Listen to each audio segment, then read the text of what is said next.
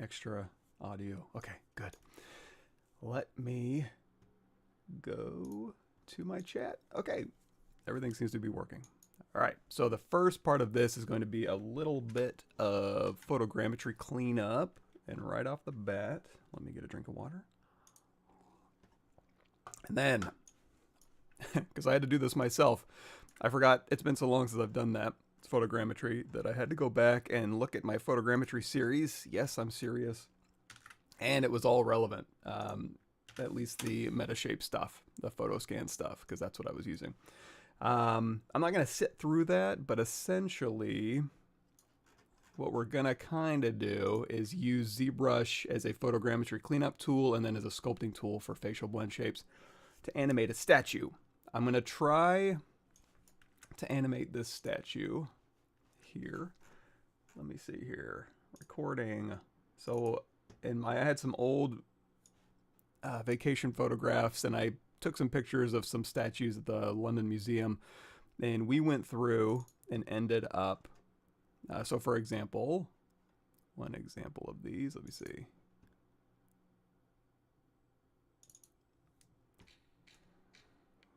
Whoa.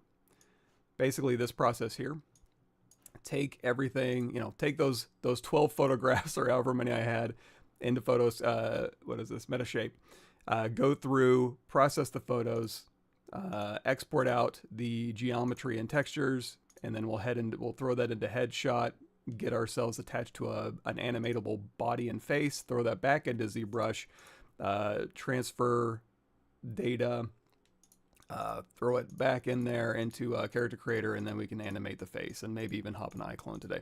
We'll see how far we get. I'm not going to do something as, not that this was super complex, it was just an extra step of the face was separate from the hair and the body.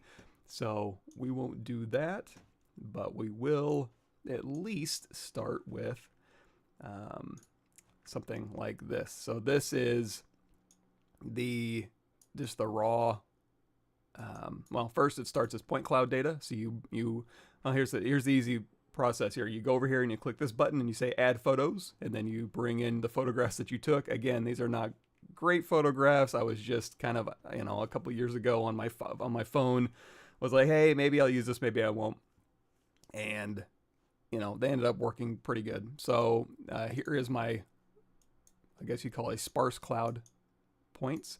Then over here is my dense cloud points, and then here's colors. And the only reason I'm not going through this is that basically the workflow is add your photos, align your photos, build your point cloud, build your mesh, build your textures, export the file. It's super easy. There's only like 5 buttons to press.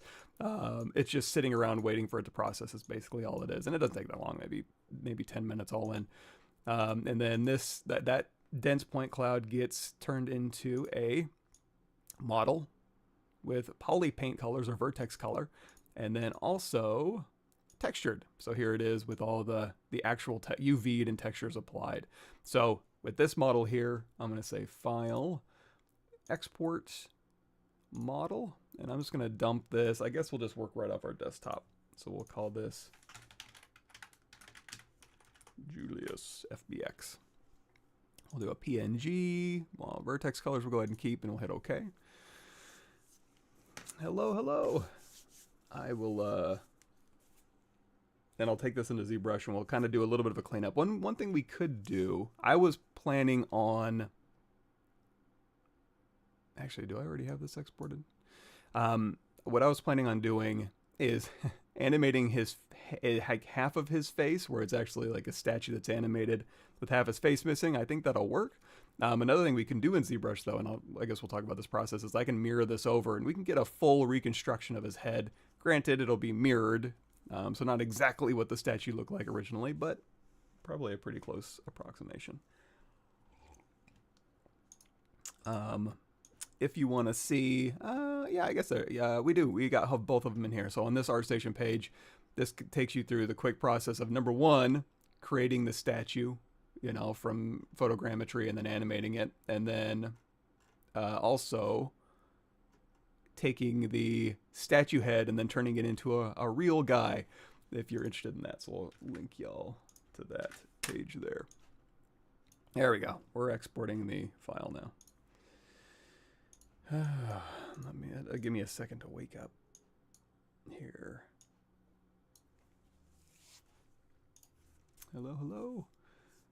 All right, everything's all done. So let's hop into ZBrush now, and we'll go in here to imports. And ZBrush, in case you didn't know, it can import all sorts of cool stuff. One of those being FBX. There's our Julius FBX. Oh, also, my friend Matt Keen clued me in on, for example, the Smithsonian has a bunch of their models available for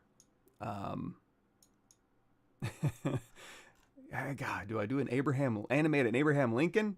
I could. All you got to do is go over here and you can download, Abraham Lincoln, full resolution OBJ, and I think they've got some other stuff in here. Collections. Let's see, fossils, prehistoric facts, artifacts, Abraham Lincoln, hands and head, and then it looks like, maybe presidential portraits. See if there's any good clean faces in here. I'll go ahead and download this George Washington while we're talking, just in case, just as a backup here. We can play around with that in ZBrush. So we'll say full resolution 3D mesh scale. There we go. Okay, so here's our Julius FBX. We'll say import. Give it a second. And it's bringing in, again, this has Polypaint and a texture. The texture, I think, will be a little bit higher quality because I don't know if it had really enough polys to support a super detailed Polypaint, although that's not bad. It's almost 800,000 points, so it's not terrible. I am pleasantly surprised. So here is our, of course, we got a big hole in the back. We can go ahead and fill this in with just rock. That's a cleanup pass we can do in ZBrush. And we can also do a little bit of cleanup down here on the base. And also these little floating areas out here, easy way to get rid of those is Control-Shift-Drag over a little piece of your contiguous mesh. Do Control-Shift-A for visibility, grow all, which is under here in your visibility. Come on, Mike, you got this. Visibility menu, grow all. And then if you Control-Shift-Drag, these are all the little floating bits. So you can go geometry, modify, topology, delete, hidden, and now we just have our mesh. So let's go ahead and clean this up. Control-Shift, and we'll grab a select lasso and hold down Alt, and we'll just go through here. And again, just do a little bit of a cleanup, like the little ring around his head here. And again, these were not like, oh, perfect lighting, perfect camera, perfect focal length. These were just taken with a old Galaxy phone camera I had a couple of years ago, maybe a Note something or other. But then going back to those old photographs, it worked really, really well, surprisingly, disturbingly well. So again, we'll say delete hidden. And in fact, while we're talking about this, let me go ahead and load up so we can do a compare and contrast. Was that under recording? Yes, London Photogrammetry. Prince Rupert. So I have a couple. Let's see. Files. Oh. Source animation textures. Bake. Oh, you know what? I forgot. I've been saving. Let's do load tools from project. There they are.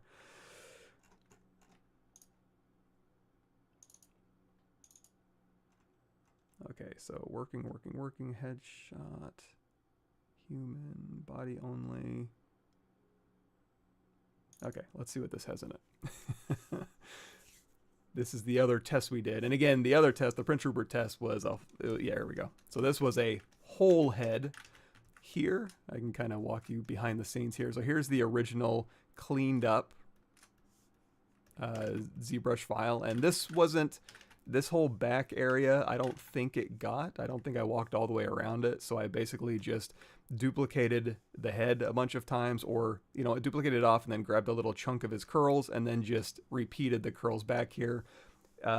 Duplicated all that off, dynameshed it to get a loose envelope, ZRemeshed it, projected it back, and then got this full, generally full reconstruction, and then just repainted some of this stuff in here just to make it look contiguous. So a little bit of fancy footwork. And then at the end of the day, it was, here's the version with no head. This would be weighted to basically a static body where the neck, the spine too is most of this, and then the head is most of these verts, and then here is the actual head only. And this is the part that gets weighted and animated, you know, from the neck. So anyway, again, this was original. This is like a photogrammetry from like 12 old photographs, old phone photographs, and it worked pretty well, you know. So if I turn off the Polypaint here, you can see, you know, it's not the craziest amount of surface detail or anything like that, but all of this stuff is there, and it holds up pretty well once you get that Polypaint back on there.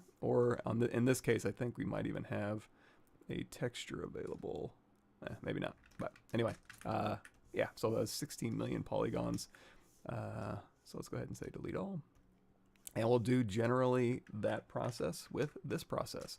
Now, the first thing I want to do is go ahead and clean this up. This one I used, do I still have it open? Yes. Agisoft Metashape. It took me about maybe 10 minutes of just waiting around, basically. Can ZBrush make noise simulation like Houdini? Simulation? I don't think so. But it does have noises, though.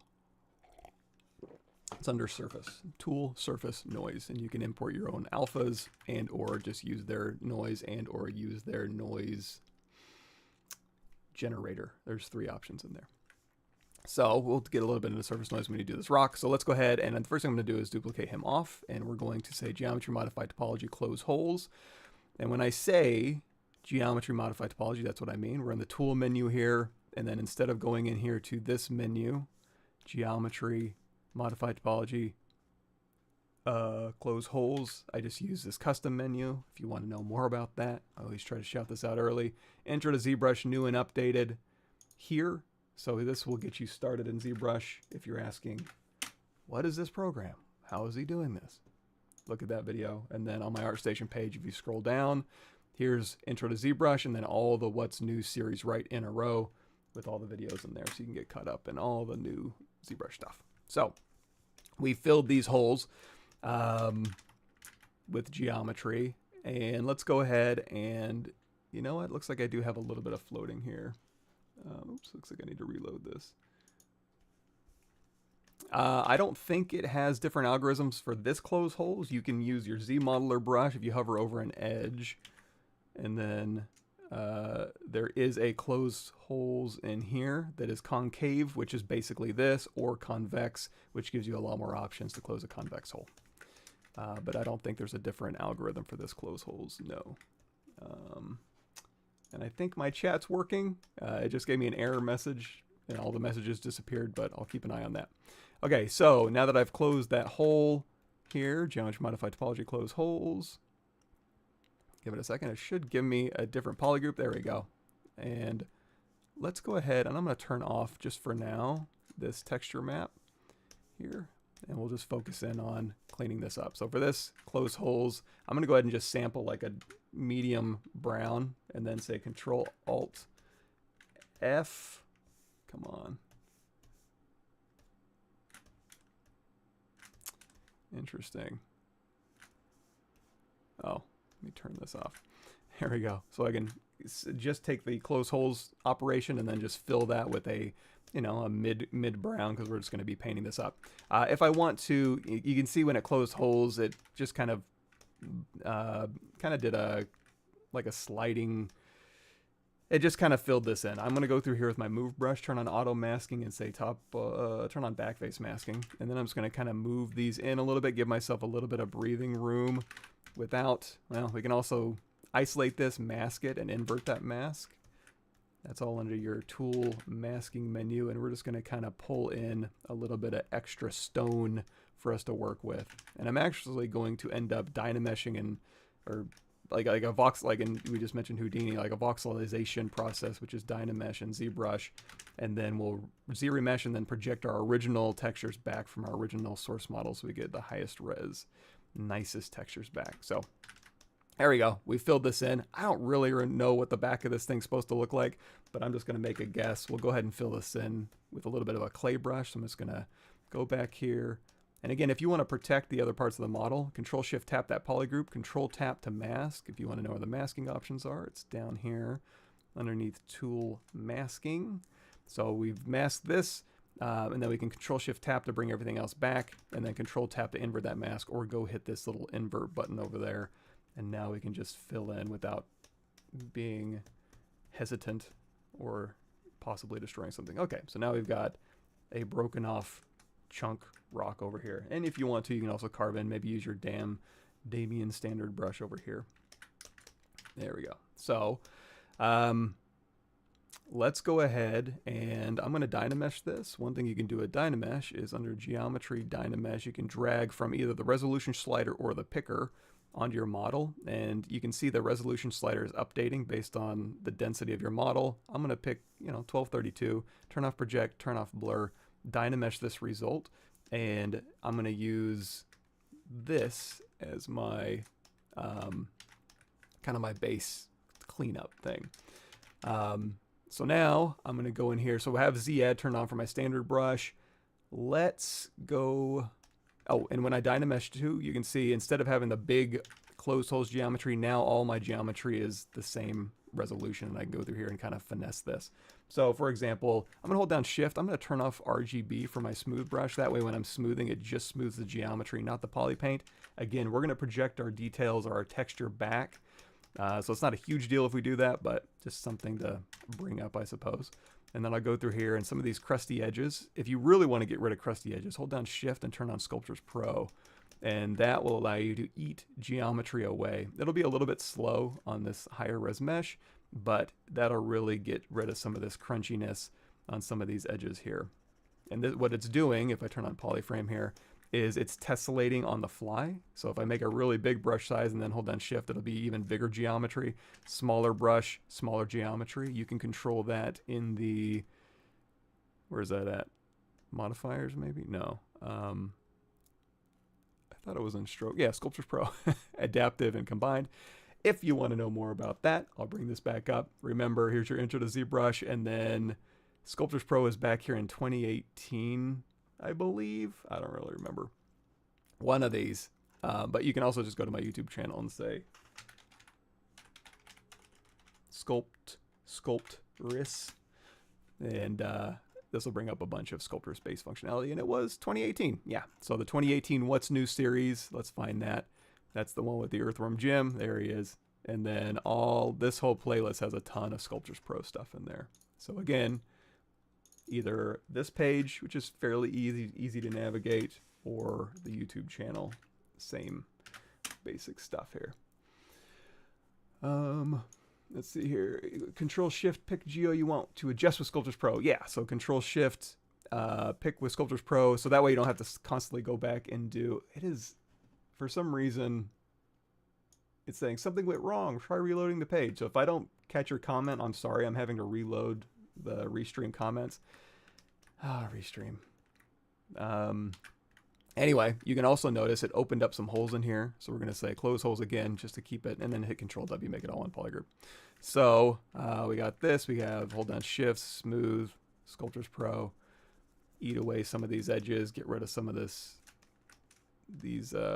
edges here. And again, you can spend as much time finessing this part as you want, like really getting in there and doing some nice noise and making some nice rocky surfaces. I'll show you a couple noisy rocky things we can do. Also, I'm going to go in here with my inflate brush. I'll turn off Sculptures Pro. I'll get this whole area back here kind of inflated out, and then Control drag to re-Dynamesh. That'll revoxelize this result, and then it'll stick these all together. So we've cleaned up this little back area here, and now we can start painting. I'm going to just steal paint from this side. So I'm going to go into BX extractor.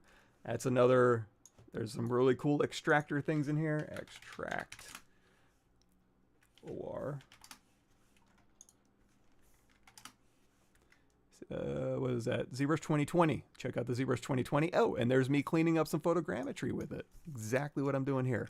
So with the extractor brush, I'm going to hit G. Let's make our brush size, fairly big. I'm just going to steal some of this rock. So I'm going to hit G. I'm going to drag over this section here, and it's going to capture that swipe, it's also capturing not only the texture detail, but also the geometry detail. And actually, now that I mention that, I probably should have control-clicked the latest point in history before I did that. But in this instance, it should be okay. I didn't make any major changes. So we'll see if it works all right. Hello, Oxnash. Again, sorry if I miss any comments. Restream seems to be having a problem keeping comments open. So this is a CPU intensive task apparently, but once it's done, you can also change the resolution that you're capturing at. I think by default, I want to say it's like, or how wide the widest. Oh boy, I don't really remember where those settings are. Brush modifiers. It's all in the videos. This is where I go back and watch my videos. You don't have to watch mine. You know, Google whatever, whoever. Doesn't matter as long as you get the information. But again, it captured the texture. It captured the height information. So I should be able to, with this brush, go back in. We'll turn on RGB, Z-add, and then we can just kind of roll over our object and we can just paint with that busted rock here is kind of a way to sample. Now you don't have to use this stroke. There is a drag dot stroke, but as for our purposes, it's fine, right? I'm just going to go in and fill in some gaps and make it look like it was all taken out of the same rock chunk. And again, feel free to spend as much or as little time on this as you want. Ooh, looks like we got a little piece of ear back here. That's cool. We'll keep that. And I tried to do a test last night and I ran out of time, so I'm not sure how this is going to end up or if it'll work at all, but we'll give it a shot and it should be fun. And there should be maybe some cool ZBrush stuff we can do along the way. So anyway, going through here and just kind of filling in the back with that kind of rocky shape here. And then if I want to kind of even out the tone a little bit, I can go in here and we can, like, say, sample this. I can just tap C on my keyboard, go in here, say, we'll keep the dot stroke, but we'll switch over to like alpha 23, and we'll just kind of brush on, oops, turn it to RGB, turn off Z-add. We'll turn our RGB intensity down just a bit. We can go through here and we can just kind of spray in, scrub in, you know, different values and different hues, and you know, there's some cool greens and yellows on here, all that good stuff. So you can kind of go through here and just make it look a little more contiguous and not so obviously captured after the fact or cleaned up after the fact. And again, this isn't a this isn't a true restoration by any stretch. This is a quick and dirty demo live stream restoration, but it's fine for our intents and our purposes. So we'll go through here and we'll just kind of blend these edges just a tiny bit. Again, make it look a little bit contiguous here. There we go. I mean, that's okay. You know what? We'll turn up the RGB intensity a little bit just to kind of get this done a little bit faster. I'm not trying to spend a ton of time in this step. It's just rock. Don't overthink it. So go through here. And again, we're just kind of blending edges more than anything. All right, so I think we're good enough for government work here. Now, what's next? You know what? Nah, should I watch that sizzle video again? Let's go. I just did this like a week ago and I don't remember. So yeah, we got our photogrammetry here. And then what are we gonna do? We're gonna take this out. Okay, we're gonna throw this. Okay, we need to position this, and we're basically gonna transfer human topology to this, and that human topology is already rigged and weighted and has facial animation that we can use to have this guy end up hopefully animating. We'll see how it goes. Oh, no problem. Cool. Yeah, I should have some more videos coming out. Speaking of that. Okay, so what else we got? I'm going to go through here. I'm going to say, let's go out of edit mode. Always switch Control N to clear my canvas. Go in here, say import. And then on my desktop, I have a... Oh, I should.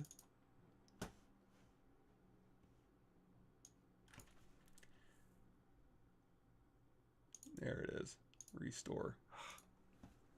A CC neutral base FBX. So basically all that is going in here and saying load neutral base, file, export, exporting that FBX. And what that's going to allow me to do is position my stuff first.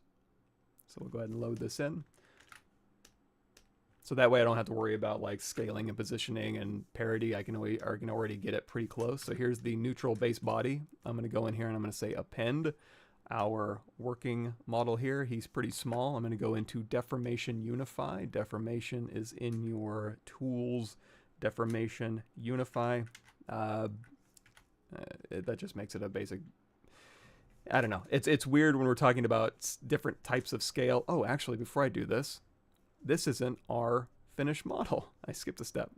Sorry, So here is our model, correct? But here's our original model. If we get in here close, you can see that the fidelity on this original model, it's a little cleaner, a little more accurate, right? So let's steal some of that. So with this model here, also, this is just a Dynamesh, you know?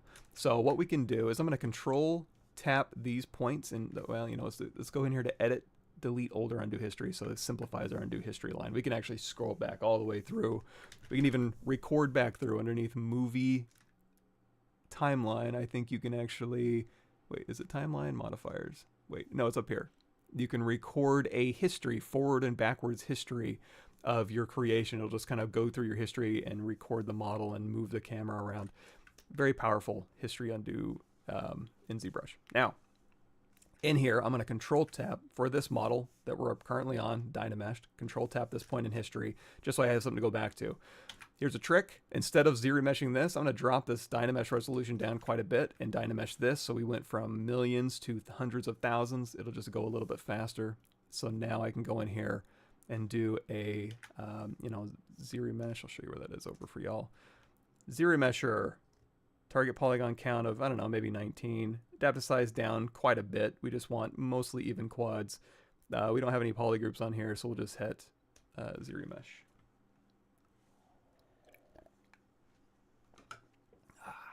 On you. So now, yeah, so my ZRemesh will go a little bit faster. And what I'm basically doing is giving myself some simplified geometry, and because I have those control points stored in history, I can just do a quick subtool project history, which I have here in my custom menu, and we can project back our vertex color as well, if you want to know where that is. So instead of duplicating this off and then project all, I'd like to do a project history and project history brush, which we'll get to in a bit. In fact, if I want to go lower, we'll say ZRemesh half. There we go, even lower, project history. This is a nice simple base, and then I'm going to hit Control D to subdivide, project history, Control D to subdivide, project history. While I'm doing that, it's giving me back my geometry detail, Control D to subdivide, project history. So now we're back up to 500,000. We have all of that, and the cool thing about doing that with subdivision history now is, number one, I can go through here and change my primary and secondary forms and then update my details, but also underneath Z plugin, we can say UV master. I can't work on this natively since I have subdivision history, but I can say work on clone, and then I can go over here if I want to. It's not symmetrical, so I'll turn that off. You can use polygroups. I can go through here and, like, you know, make this its own polygroup and this back piece its own polygroup.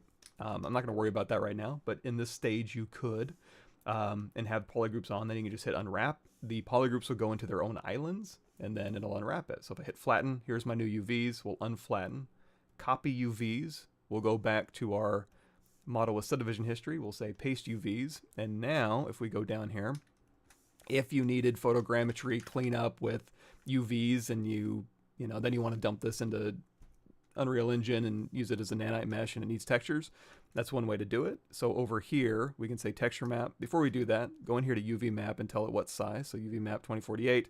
You can crank up this map border, that's the bleed around your border edge, and then we can say new from Polypaint.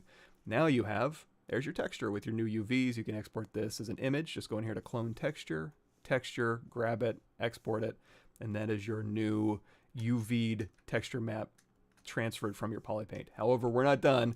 Remember, the original model here had more detail, and we want to steal that. So on this model here, here's the history for this subtool. Control tap the latest point in that history.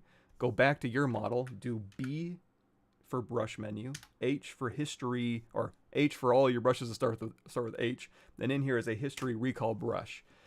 This is super useful, super powerful.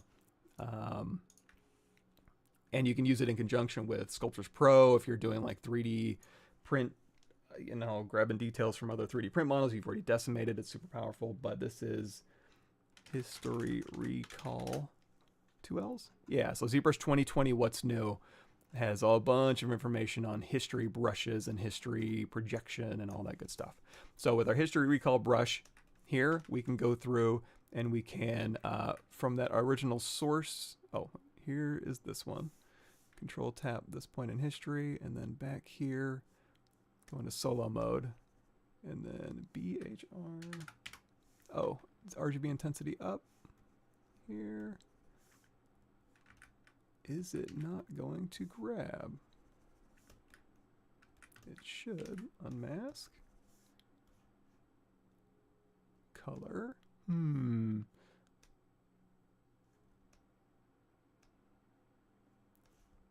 it should even, I would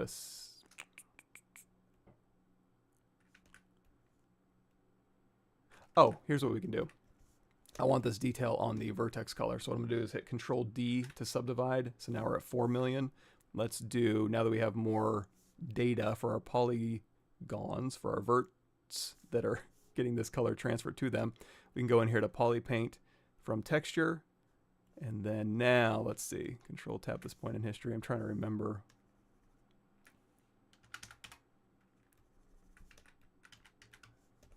Actually, it doesn't seem to be picking up anything at all. What am I missing here? Solo mode. Everything's in the right spot. Nothing's masked. We have history. And it should work. I'm wondering what I'm doing wrong. Well, here's another thing we can do.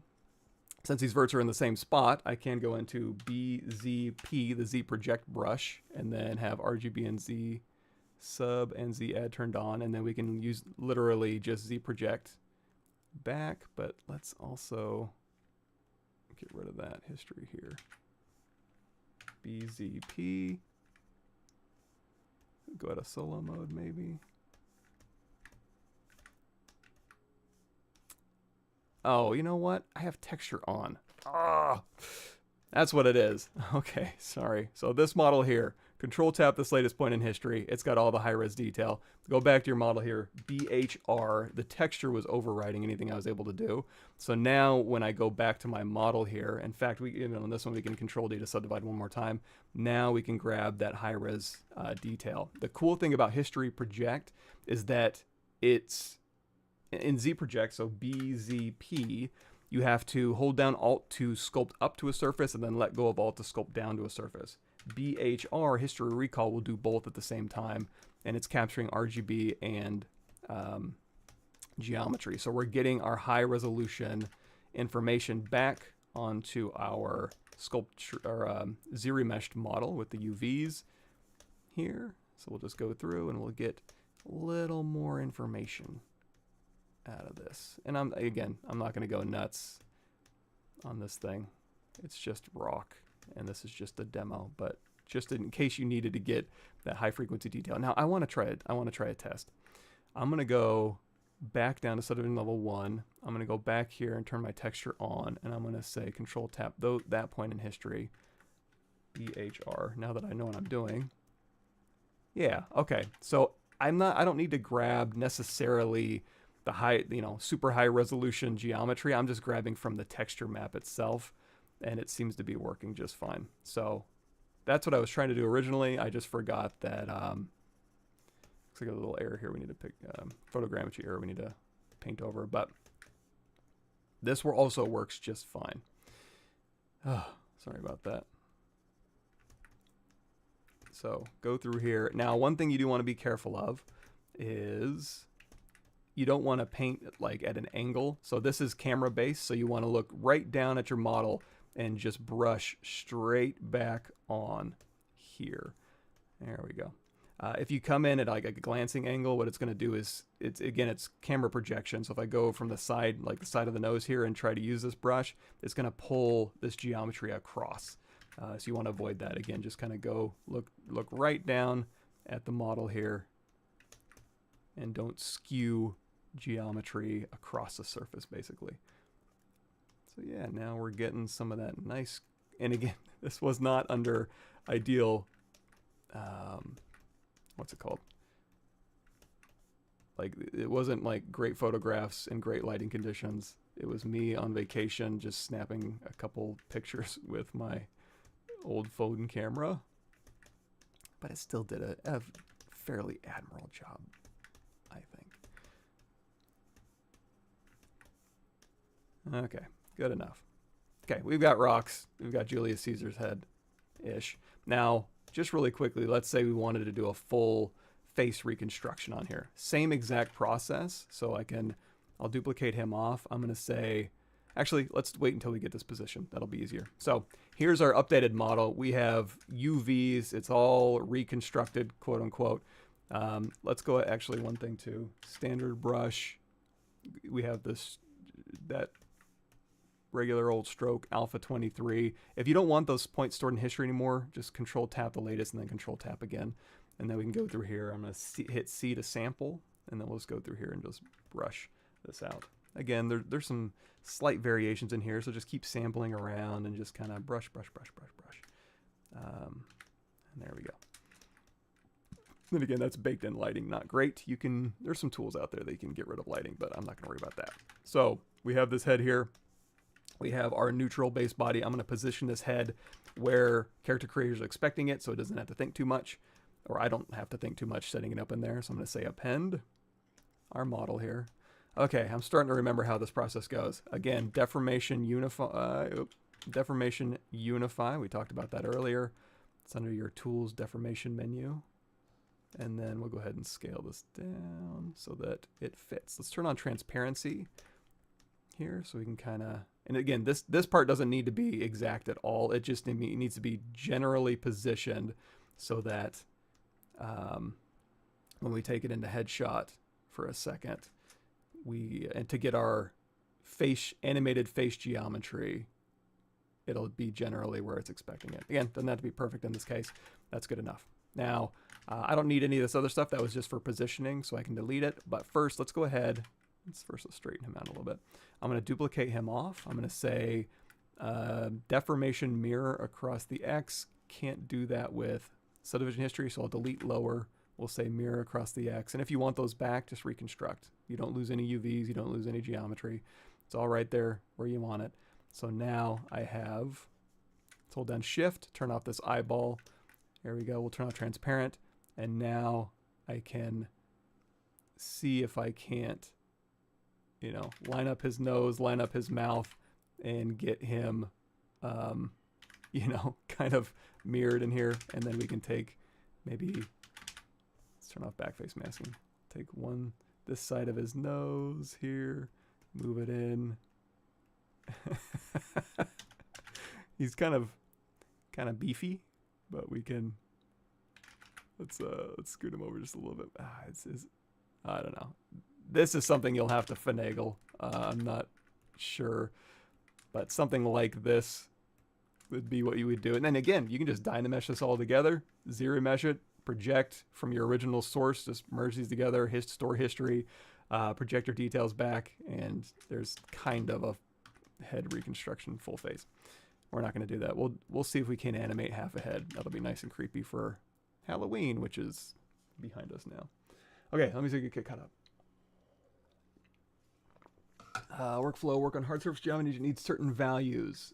Like this whole thing is pretty rough. If you like hard surface in the sense that, yeah, you can photogrammetry anything. But as far as like if you wanted like controllable edge loops for a hard like sub D model, you'd probably want to rebuild it, I'd imagine.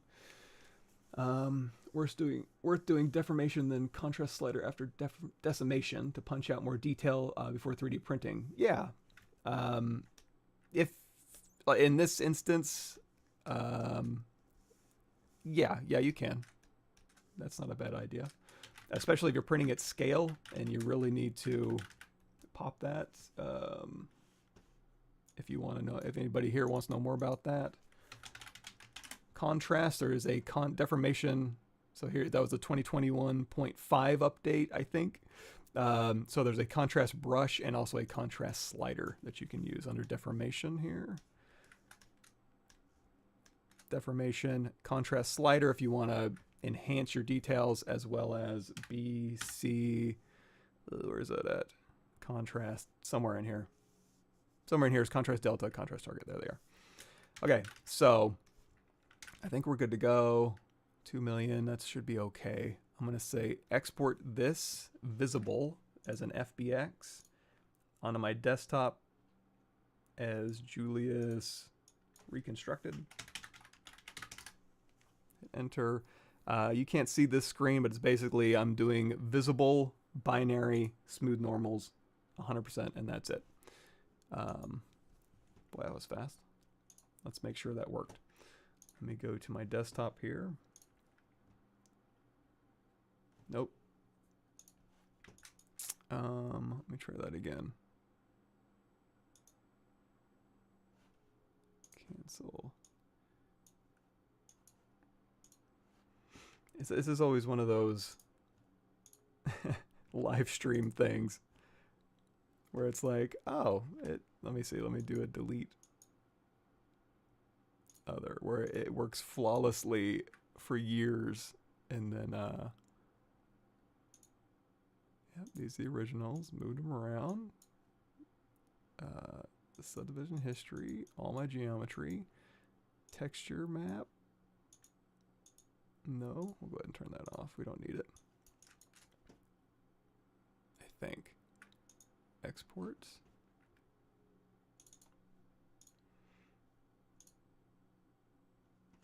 There we go. It's like, it should take a couple minutes to export this much geometry.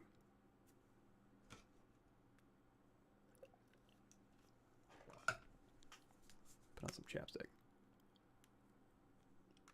Nice. All right. And then we're going to drag this into Character Creator, get a really quick mesh, transfer some of the data, then we'll head back into ZBrush to finish it out. We're just going to keep, it's basically, this is just transferring data, is really most of this process. So again, here we have reconstruct, drop this in as a prop. I think I remember the steps. Sorry, I'm a little bit scattered recently.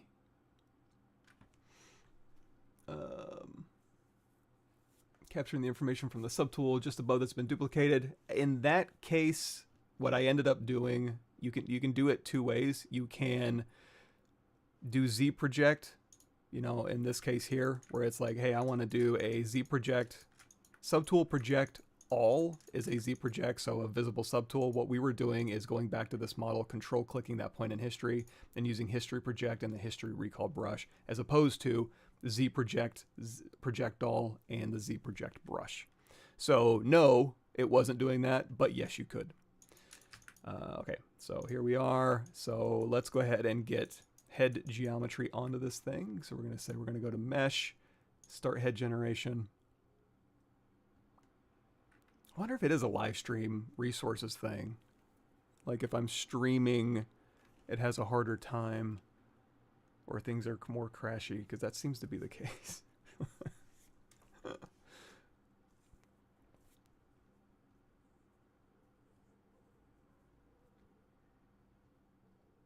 Cool. Now, normally what I'd tell you if you had our real scan in here, let's go ahead and pull this out so we can see a little bit better, is I would say, hey, go ahead and do auto detection and turn it up to 35 and really get something accurate. And in our case here, this is just such a mess that I'm just going to go through here and just do a best guess. So, for instance, dot one over here is somewhere where his eyeball would be, like over here. Here's 2, 3, and then over here we actually have a face. So I can say, okay, brow, 4, 5, 6, back over here, eyeball, 7, 8, 9, 10, 11, 12, 13. Where's 14 at? There's, oh, skip 14. 14. And then 15 right down the middle. 16, 17, 18, 19, 20. Sorry, this is boring. 21. Oh man, his lip is really in there. That might be problematic. 20, oops. 22, 23, and 24. And if you want to, you can keep going. If you want to be, okay, here's 25, 25, anything to kind of help it out. I think that'll be fine. So we'll go ahead and say head gen. Cross your fingers. Let's see. The question at topic, I was curious. Is it possible to print object if only two parts were merged and polygrouped as one piece? If you have, yeah, as far as 3D printing, if it's two solid objects and you send it to your slicer and the slicer goes through the geometry, all it's doing is taking a picture of the solid parts of your geometry and converting it to white in slices. So if it's two solid objects put together, it'll print just fine. So it's basically just converting your geometry to white image that gets sent to the LCD. If you're talking about resin printing, which is the only type of printing I do, so I wouldn't know about anything else. But yes, that should work just fine. But you can always, voxelize it together using Dynamesh, or you can do a remesh by union or do a Boolean operation if you really want to fuse those objects together, which is generally what I do to keep things, oh, that worked, keep things clean. Monster Computer Home and do all this, RTX 4090 and the like. This one is a 3090. But yes, only Threadrippers, only monster GPUs. I'm not a very patient person. Okay, so, oh, speaking of, I don't know how, let me see. What is 3970X? I do have some workstation videos on my thing. So here we are in head gen. I'm just going to say effective area of the entire head. Why not? Let's go in here and refine the mesh. Again, this is so super dirty. Like, you would use this normally for like real head scan data and really get an effective result. This is more, I don't know what this is going to turn out to be like, but we'll see. Again, his lips are very close together, so I'm going to have to move these out a little bit. So I'm going to say move. I'm going to turn off conform brush to source mesh. I'm going to hold down right click and move this down. I'm just going to pull this lip out just a little bit just to make this a little bit easier. And then I'll go back in here to smooth, turn conform back on, and then let's turn intensity down. And then I'm just going to go through here and maybe smooth. Let's try clone intensity down. Yeah, maybe do a clone. So, okay, that didn't work too badly. The ear, let's see if I can't CC mesh opacity. Yeah, the ear's a little bit off. You know what, I should have put some dots around that ear. That's my fault. I'll go ahead and say conform to mesh off again. And again, everything I'm doing in here, I can absolutely do later. It's just I'm trying to get it close enough in here, and then I'm going to go back in here to clone, and that'll just kind of clone it back to a kind of a neutral head shape. So again, I don't care if the ear is all that well projected. That's just kind of a little bit extra. I'm more concerned about the front of the face here. So I'm going to say project, oops, let's go back here, conforms to source mesh, turn on project, and I'm just going to go through here and project all of this back to, let me see, make sure it's, yeah, okay. So it's moving the geometry to the surface of the mesh, basically. Again, I'm going to end up doing this, there's the ear back here. I'm going to end up doing this later in ZBrush as a more refined pass, but I'm going to get it semi-close in here if I can. So, and you know what, we'll call it good enough. We'll project this neck out, hold down shift if you want to smooth or clone. And so again, this whole process is literally just so we can animate the statue. If you're not looking to animate your statue and you're just looking for cleanup, you skip all this. But this is just to have a little bit of extra fun with our photogrammetry. So I think this is good enough. Again, doesn't have to be perfect. None of this has to be perfect because we're going to be redoing this all in ZBrush anyway. So we're going to go ahead and say, great, attach to body. We'll do male, no mask, diffuse baking from our source mesh, normal from our source, texture size 2048 for the head, generate. Awesome, thank you. So this is Character Creator Headshot 2.0 with the mesh option.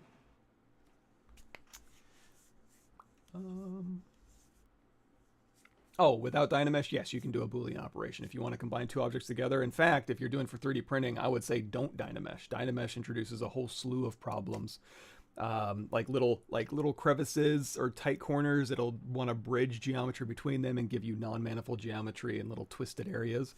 So if you want to maintain your detail but combine two objects, do a Boolean operation, union mesh or remesh by union.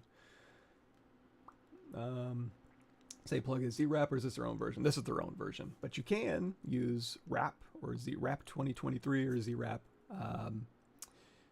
For this, I'm using this because I want to have the animatable head mesh. And we're also going to be using face tools to send everything back to ZBrush. Speaking of, we're getting a little bit in deep here. I'm trying to keep it light. I'm going to have some videos coming out this week that cover in depth this whole process of like using ZBrush to create these custom characters and have them animated in Character Creator and all the cool stuff you can do, as well as this one here, which is a 1 minute overview. So for example, and I think I live stream this. Yeah, this is on my channel. So I'm on Pixelatix channel now. I live stream on the first Thursday of every month on my channel, except for not this Thursday because I was lazy. Basically going through here and using a program we're going to talk about briefly called Face Tools. My live stream goes over this more in depth, and I'm going to have more in-depth videos on, you know, using, basically getting this type of animation ability for our meshes. In this case, it's going to be a statue instead of a vampire thing, but same basic process. So that's done. Let's go ahead and close this out. I can't wait to see what this did.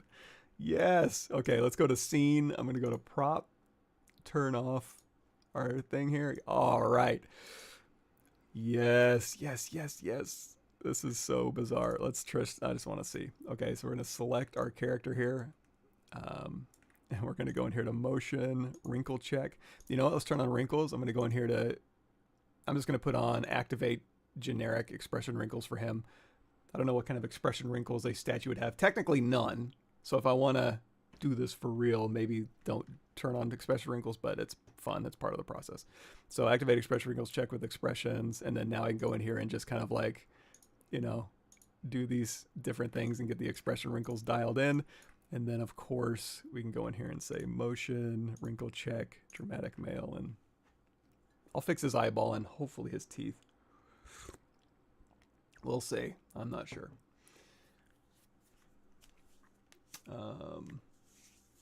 Cool. Character Creator headshot. Yes. Is this from Epic Games Unreal? No. Do you typically use more point pairs for alignment or fewer points? You just enough. If you put in too many, it can sometimes be. Here's our statue. Ugh. So we'll fix some of this again quickly. I'm not gonna do a crazy. Let's see, pose, a pose. So let's send this all back to ZBrush here. We're gonna use face tools for that. So we're gonna go in here to, and again, face tools is what I use for that hyper real vampire guy. If you want to know more about that or this entire process or posing out, if you have just a generic, hey, I have a ZBrush character I want to animate. That's this whole ZBrush Post Tools series right here.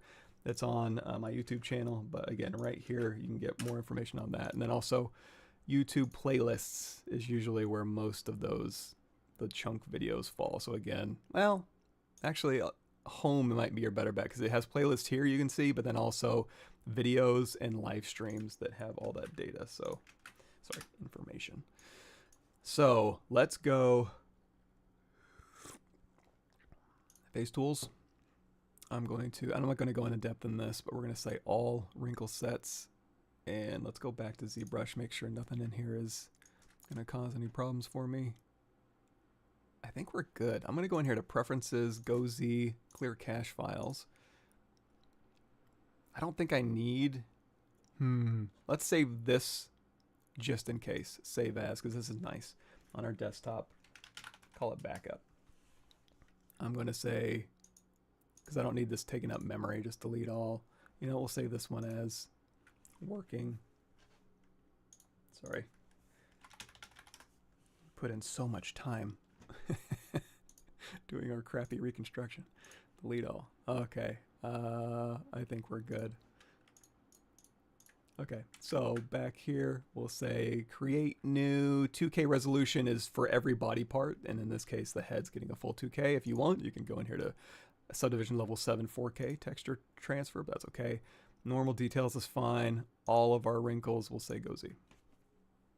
And that's going to throw all of this information over into ZBrush, and we can have fun changing our, or fine-tuning our expressions and our expression wrinkles. I'm not going to be doing anything crazy on him. I'm just basically seeing if it works at all. And what I think I'm going to have to do is morph the side of his face that has like an eyeball on it, morph that so that it stays consistent between expressions, so he doesn't have like a little weird winky broken piece of stone over here, but it should be pretty straightforward.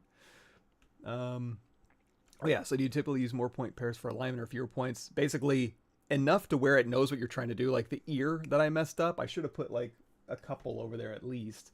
But around the eye, 4 is usually plenty. If you try to put like 16 dots around the eye, it's too much, you know. So just enough to generally get the points pulled where they need to go, but not too much to where it's overwhelming, you know, it trying to move the points for you. It's possible to use CC4 skin details to project to ZBrush's geo noise for 3D print. Yeah. In fact, if you're using face tools, for example, it will send over your poor details as a detail layer that you can turn on, and then it's just geometry that's being displaced, and you can bake that to your base model after you pose it out, and it should work fine. And like we talked about before, instead of over cranking with contrast, you can just take, I'll show you in just a second, once this is done, you can take that detail layer and over crank it in the layers if you want. Looks like we're having a slight problem with, so it's Facebook that was giving us issues. Sorry, Facebook. But I have YouTube and Twitch. So here it is. It's basically taking the base head topology, bringing it over with all the expressions, all the expression wrinkles. So whenever his eyebrows go up, it's going to blend in a normal map for these expression wrinkles. And then when I send it back to Character Creator after I mess around with it in ZBrush, it'll rebake any changes I've made back to those, you know, deconstructed shapes. And then it'll be all bespoke. And I can paint in new teeth, I can paint in new eyes, I can move his eyeball, I can move his teeth around. I should be able to do everything, I think. I don't know. I mean, I've done heads before. I've done a full head statue before. If you're just joining us, this process right here. So I know it works. I've done it. While we're waiting for the stuff to load, we can just watch this. So basically, remember, photogrammetry from old phone photographs. Go through here, do the headshot process. Project and bake, which it does for us, but we're going to be doing the next step, which is manually projecting more higher fidelity detail. There we go. So we're done. So here is our base head. Oh, good thing I kept it. Load tool. Back up. Because I need it. Duh. Append. Our backup here. So face tools did move the head just a slight bit, but that's okay. All we got to do is take our backup here, our model, basically, turn on transparency, hit W. I'm going to move this into place and move scale, rotate, whatever you need to do. It had to make it compatible with its human geometry, but we're going to get our details back, if possible, just playing with our base head. Let's also go in here to Z plugin. There is a plugin that's very important. We're going to go in here to face tools. So the detail layer is turned on by default. So I'm going to go ahead and hide our backup projection mesh. We'll go back to our skin head. So this is what FaceTools sent over. And if we go down here to our layers, again, if we had assigned poor detail, which I think it may have done automatically, I don't know. It basically has the details on a detail layer. So if you had poor detail, it would send it over for you, and then you can go down here and you can just over crank it for your 3D print, just on this bottom slider back here. I'll set that back to 1. I don't need the detail layer on, so let's go ahead and turn that off. And I'm going to modify our base model first to make sure everything's working okay. Let's turn on diffuse.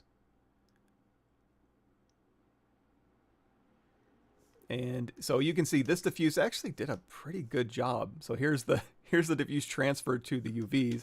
I am going to update this with new Polypaint basically. So we're going to go again one more time. UV map 2048. We can crank up the UV map border. We'll go in here to Polypaint from texture, MRGB mode on.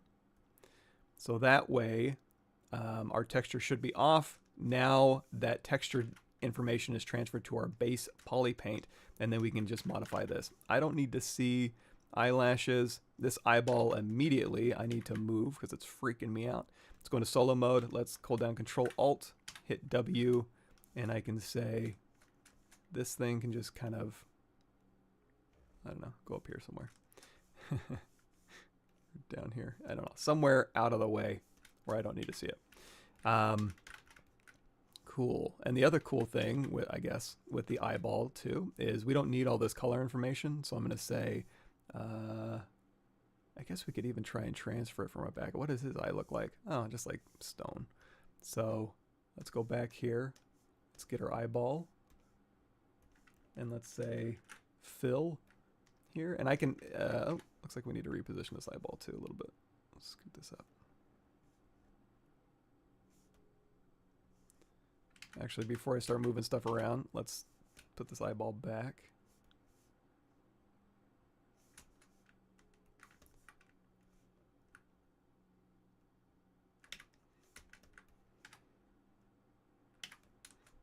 Better? Better? We need to close that eye. This is so weird. Okay, again, we're going to see to sample. We'll just fill this. And do we still have that brush? BX tractor, yeah, it's still built in, so I can just go through here. I'm going to turn off, we'll leave the add on, I guess. Let's go through here and we'll just paint some stone on that eyeball. And then we'll come back in here, C to sample, standard brush, dot stroke, alpha 23, RGB, and we'll just kind of, and you know what, that's a little intense on that detail. I'm gonna hold down shift, turn on RGB, off RGB, Z add on, and we'll just kind of knock that back just a bit. So there's his stone eyeball. Kind of probably should do the same thing for the teeth, right? So here's his lower teeth.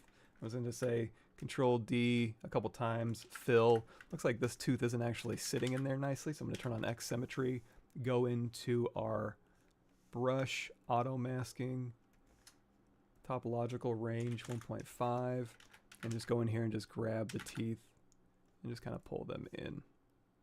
Oh, we're way off symmetry. You can turn on local symmetry if you want, but that's fine. Same thing for the base upper teeth. Control D a couple times, fill.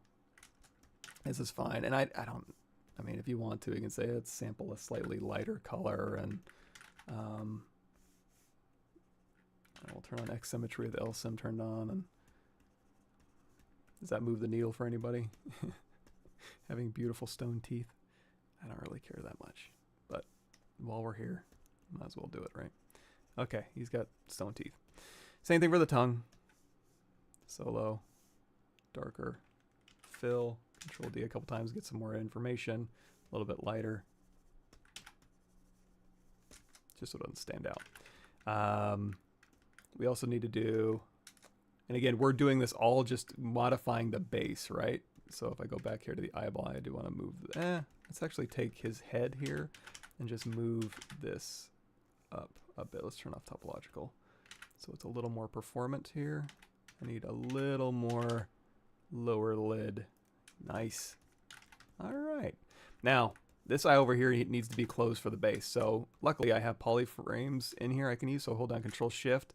I'm going to mask and invert that. We don't even have to stay at the highest. We can drop down to like subdivision level 1 or 2 or whatever, and just go through here, and we'll close this eye. And we'll Control Tap to invert that, and we'll close this eye. Control Tap to invert that. There we go. Shh. Go to sleep. And then that way, we have this good to go. And you know what? For the ear, let's go ahead and, I mean, this is supposed to be like a busted stone ear, so we'll go through and we'll bust that up a little bit more. So subdivision level 2, everything's working okay. This should just be completely busted. So let's start transferring some of that detail back. Here is our subdivision level 6, and like I said, I'm going to hold down Shift, turn off everything except for this base head here, and then we're going to transfer the detail from our actual photogrammetry original. Let's make extra sure that this is close, like pretty close. I don't want it too far off.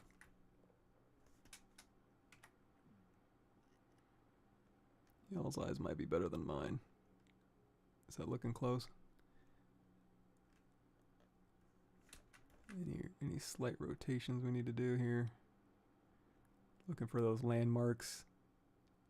Mouth, eyes. That nose is a little bit weird. We'll call it good enough. So now, this backup selected, Control Tap that point in history because I prefer that. We can turn off that visibility. We can go back here, turn off transparency. BHR history recall brush. We're going to do RGB up to 100, Z add up to 13. You're going to see we do have, if I go in here, ooh, that reminds me. Let's go down here to display properties. If I turn on double, it might be easier to see some of the geometry, like the nostril. It didn't know what to do with it. So I can go through here, hit W, or go into move brush, turn on backface masking, and I can just kind of pull this through. Actually, I guess let's turn backface masking off. Let's hit, you know what, on this, I can just smooth it out, I think. Let's go subdivision level 3, and I'm just going to smooth this out. Because again, the nostril technically on the statue is just filled in. So I'm going to go back to my clay brush, for example. If you want to, we can turn off Sculptris Pro here. Or not Sculptris Pro, but turn off our Polypaint colorize. And we can just kind of fix some of this stuff. This nostril is a little bit, got a hard edge around it. We'll go ahead and smooth that down. This corner is not great. It's not terrible though. I am still fascinated that this thing actually kind of worked. And again, I think this nostril was also plugged. So we'll go ahead and fill that in. Okay. So again, we stored these points in history already. So let's turn on our Polypaint. You know what? Let's stay at like subdivision 3 or 4. We'll go to BHR. We'll do one pass where we just do the geometry. Just to make sure things aren't like crazy off in the important areas. Okay, we're actually good. I'm actually also going to turn on backface masking for this history recall brush so I don't accidentally pull like the backs of eyeballs through the mesh or anything like that. Smooth this out here.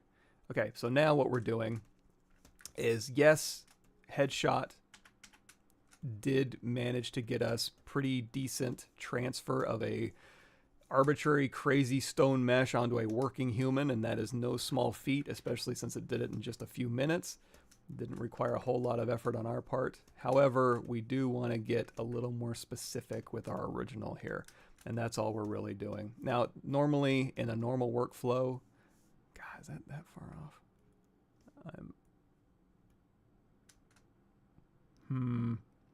Damn. I need to be a little closer. You know what? That's actually good for me to think about too. Instead of going into transparency mode, just have that off so you can see a little bit better where the overlaps need to be. Again, we're just trying to get it super close to the original if we can.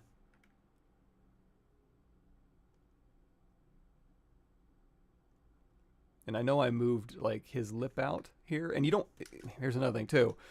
Some of these features I want to keep. I don't want to actually project back to exactly, you know, this mesh because it's not that useful, but I do want to transfer the texture, and the color transfer is much more forgiving than the geometry one. The color will transfer to whatever you got there. The geometry kind of needs that geometry where it needs to go. So this is kind of a little bit more of a finesse thing. If you want more finesse, speaking of, hit Y on your keyboard, go in here and use your transpose line.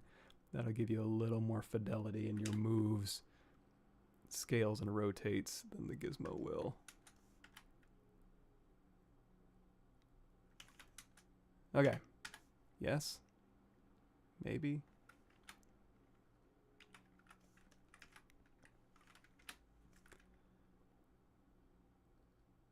Okay, good enough. Control tap that point in history, hide it, go back here, BHR.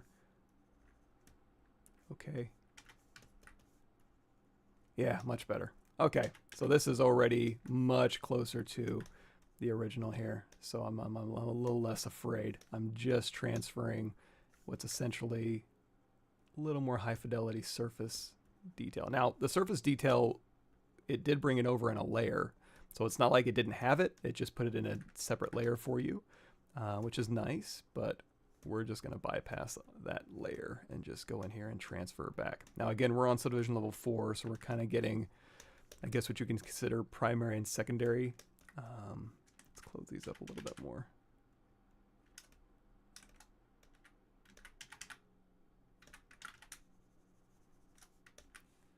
BHR. And remind me, I do need to go into the mouth bag and eye sockets and paint those because they are going to be white if I had to guess. And we don't want it too obvious. Again, not that this is like super high fidelity or anything. This is what I'm trying to fit into a 2-hour live stream flying by the seat of my pants. Ooh, that lip. This is another instance where I'm like, you know what? I kind of like this lip a little better than the actual one on the statue. It's just going to read and behave better, so I'm going to leave that alone, and we're just going to transfer the color to my new lower lip. We're not going to take that kind of sunken in bottom lip. Now, what I can do is I can, you know, go in here to my standard brush, have RGB off, turn Z add on.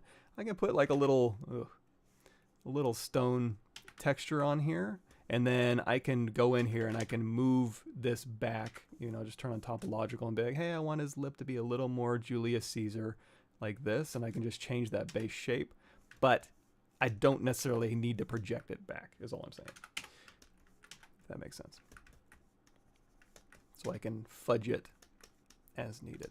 Whatever makes sense. So going back and forth, back and forth, back and forth. Over here, again, that busted ear, I don't have to necessarily project back perfectly. I can just go through here and we'll just kind of do a little bit of a busted ear sculpt. We'll transfer the color and then we'll sculpt on it. This might actually work. Like, I don't want to promise anything because it might fall apart at the last minute, but there is a chance this could work. Sorry, there's a lot of geo packed in here because, you know, these are meant to be functioning eyeballs and eyelids, you know, so, and I'm trying to make it do something that it is not designed to do. Sorry about that. And then this poor ear back here, we'll just go, you know, we'll go down here to subdivision level 1, smooth all this out. 2, smooth. I know this probably isn't the most thrilling thing to watch, but it's all part of this weird process, right? Getting our volumes back.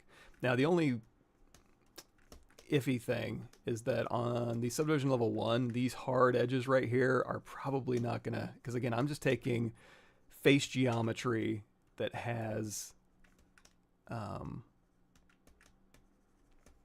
the functionality that we need, but along with that comes the caveat that, like, well, I can't change the vert order to take advantage of all the cool stuff I'm getting, but I really want to change the vert order because of these crevices and cracks and stuff aren't really all that compatible with, you know, a broken in half statue, because the topology that's getting it to work is meant for a fully functioning human being, not a broken statue. So of course there's going to be a little bit of give and take, or set your expectations accordingly. It's not going to work miracles. You just got to kind of roll with the punches if you want to inherit the functionality of something that wasn't meant to be functional in that case. But I think we'll be okay. So anyway, we got this head projected back. I think we're pretty good. I can continue. So I think now that we're close, I am kind of tempted to be like, okay, I'm close enough. Let me go in here and do a history project all, but I think it's probably going to cause more problems than I want to admit. So I'm going to go back up here to subdivision level 6. I'll do another pass. Again, I'm not overly concerned about getting the stone detail on my character. It's more about transferring that texture over, because that's what's doing the real heavy lifting. If I'm being honest, not necessarily the model, but yeah, we'll do a little bit here.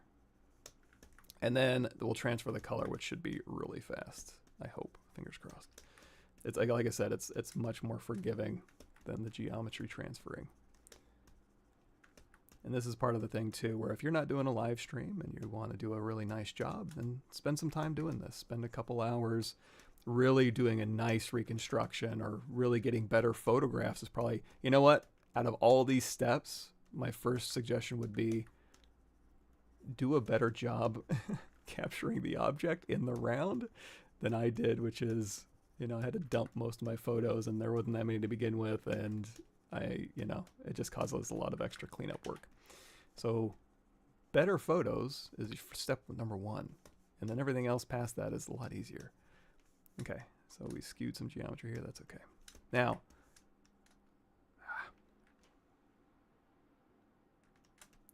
okay, transfer color. RGB, 100%, Z sub off.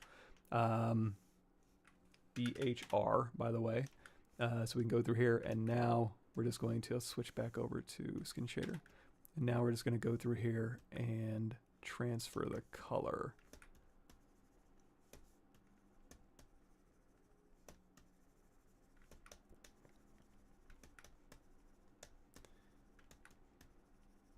And again, since we're not transferring geometry, we can be a little, it is still camera based, so you still got to move this around, but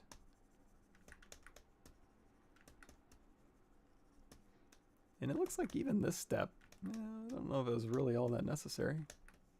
I think the original transfer actually did a surprisingly good job. I'm just transferring back from the original just because I know, going through headshot, who knows if it, it's hard to say if it did a good job or not, but just looking at the results, I'm not seeing a ton of change here. So I think it actually did a pretty bang up job. Kudos. Now, here's where it also gets a little tricky. In the Prince Rupert statue example I was showing you all earlier, that was basically just the head, and the rest of this was another object weighted to the spine too and the head joint. This one, I'm not going to have any super clear lines. Let's isolate this and just project back, and then Control-Shift-Drag. So that's the bad thing. I could try to like export this out like the rest of the bust and get it to work, but I think I'm going to run out of time. So we're just going to keep moving forward. You'll have to ignore that. Should still be good for a laugh, just not the fully realized, full floating bust. We could, what I could do? I could put a big old prop right here, Roman column, and we could throw that in. That should be pretty easy to do in ZBrush. Okay, so we got this thing all transferred back. Let's turn everything back on here. And we don't even need this backup anymore. We've transferred all the information from it. So let's go ahead with this. We'll say save as. And, oh, don't do a save as. If you do a save as, it'll rename things. You don't want to rename things. So we're going to go to File, Save As. That's a Z project. And we'll say backup.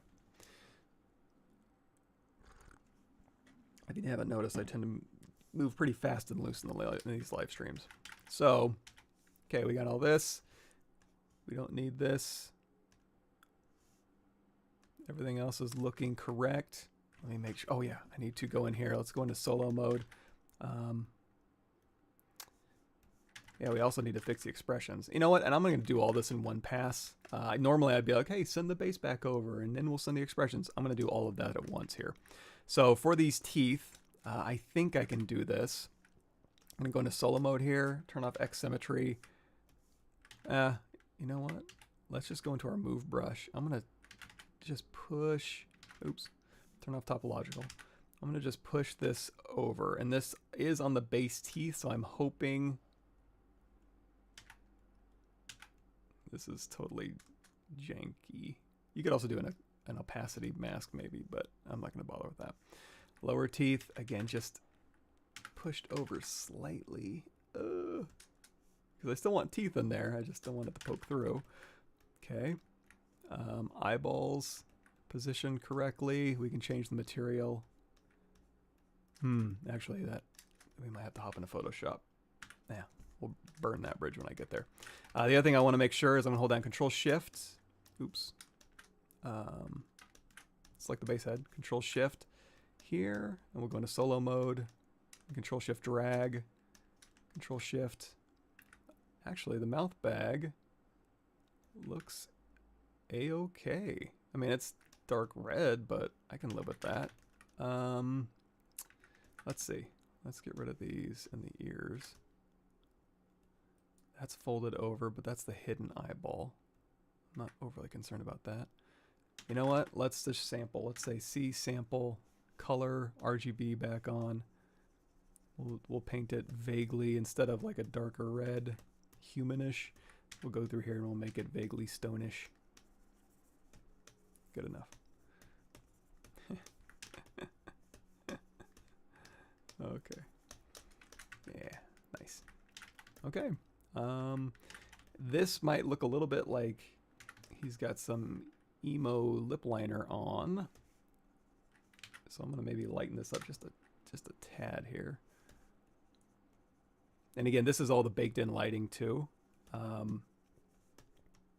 Again, there's nothing wrong with emo lip liner. It could be a good look for him, but I just don't want it to be super distracting. So I'm just going to go through here and just kind of try and blend it a little bit. Again, you can use your polygroups to your advantage. Yeah, like this dividing line right here. Let's go ahead and just RGB intensity up. There we go. Just kind of blend this in just a tad. Here. Yeah, this part. I mean, I think it will look like lipstick, but again, that's fine. He's got statue lips. Okay. Now let's talk expressions. So over here we have our face tools. We do have diffuse on, but then I turned it off manually. We'll go ahead and just turn diffuse off. There's also, you can turn on range. Watch my live stream or watch my future videos. Smash that like and subscribe button. It'll be on my channel, not this one, but hey, smash the like and subscribe button on this channel too. It's a good one. So, okay, we've turned diffuse off. We still have our Polypaint. Our base is all updated. We've done so much work. I want to make sure I didn't break anything unintentionally. Okay, so let's go ahead and look at our brow raise expression. This is going to go into our layers and turn on the brow raise with the expression wrinkles for the brow raise. I assume it built in. So if you want to look at that, so here's our brow raise. It's already set to record. However, before I do that, I'm going to go back to the base head with all, and I want to store these vert positions. So we've been doing this a lot, right? So here's my base head. Control tap this point in history.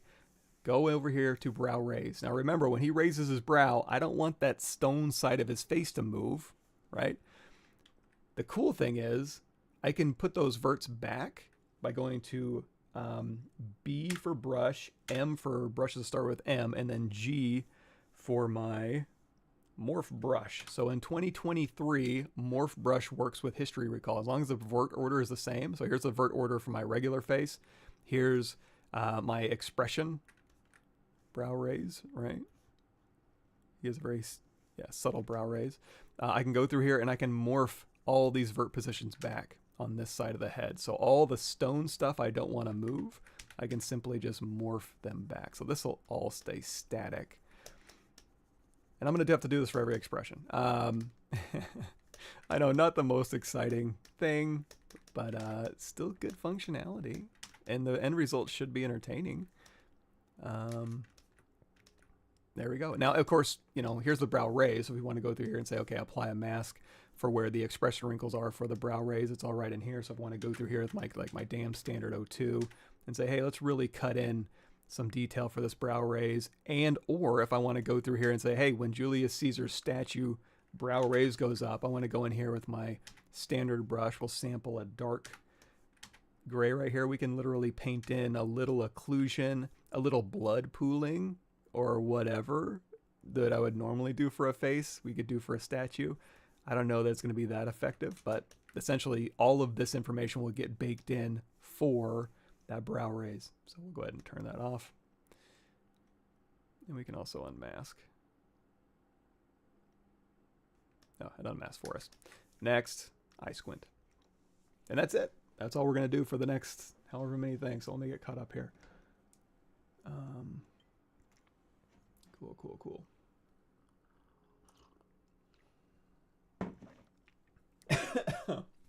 Yeah, we might share the same gene pool. So BMG. Actually, somebody sent me, was it on Facebook? They were in Wales and they found, so here's an interesting thing. On my dad's side, I think I've got Croatia. I mean, I think it's my name.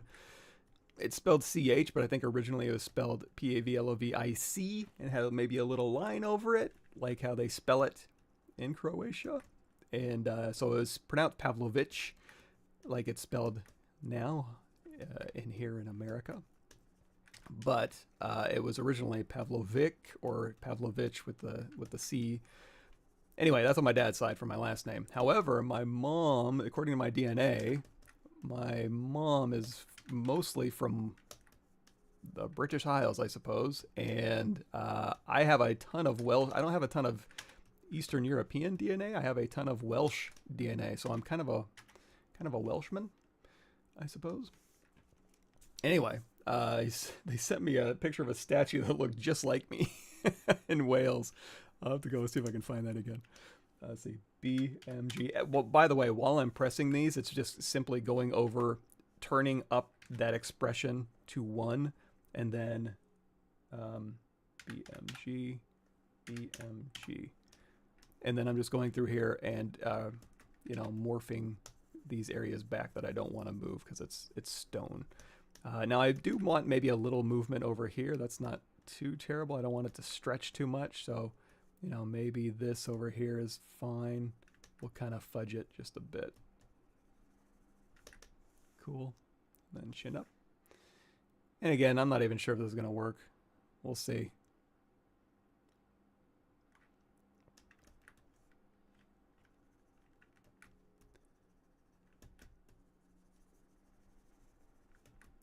That one's good. Eye blink. This should be a good one. Would you use CC4 base mesh for a portfolio, or would you make your own base mesh? I would absolutely use CC4 base mesh for a portfolio. I've done enough characters in my life where I don't need to prove to somebody I can. Can you make a base mesh? Sure. Here's a fun fact. As a character artist, and this is also in this eye blink. Again, you can go through here and you can fix this eye blink. I actually did a pretty good job. Let's go to solo mode. Make sure there's no issues. We can also clean this up. So I'm going to hit C standard here. It's always so funny too about character art where it's like, okay, to be a character artist, you have to be anatomy and bodies and base bodies and male and female and human, blah, blah, blah. I can count. And again, this is just me. I don't end up doing a ton of that work. Like when I first started in the character industry, or doing character art, it was face masks and helmets and pride stickers, and then jerseys. And then when I went to go work on characters for like DC Universe Online, I didn't do any of the base bodies. I did a ton of boots and pants and shorts and, maybe a little bit of creature work and general sculpting, but the lead handled all of the, along with the tech rigging team, base bodies, the small, medium, and large, male, female, all of that stuff was that wasn't like, it wasn't like, oh, we're gonna make 10,000 characters for this game. Everybody start from a sphere and then make a character. It's like, of course not. And also, character artists, senior and below, you're not gonna do any character work. You're not gonna do any anatomy character work. You're gonna be making a ton of gear. Your mileage may vary. There may be pipelines and tools and workflows where you do hand make beautiful from sphere character stuff. I think it's a good exercise, but as far as your ability to do that, I think it is highly overstated. I would say for most character artists, maybe, don't quote me on that, I would say most of them don't do any anatomy, hardly ever. Weird, huh? Now you need to have an understanding of how things move, and anatomy is just a good thing to learn because it makes you a better artist in all sorts of ways, and it has all the fundamentals of volume and pattern and repetition, and all the basics of all the cool things you learn in art are found on the human body. So it's totally cool to learn. Do you really apply it that much as a character artist day to day? Not in my experience. So back to your original question. Would you use a base body? Of course. I use a base body day to day because I'm a production artist. I'm not a fine artist, you know?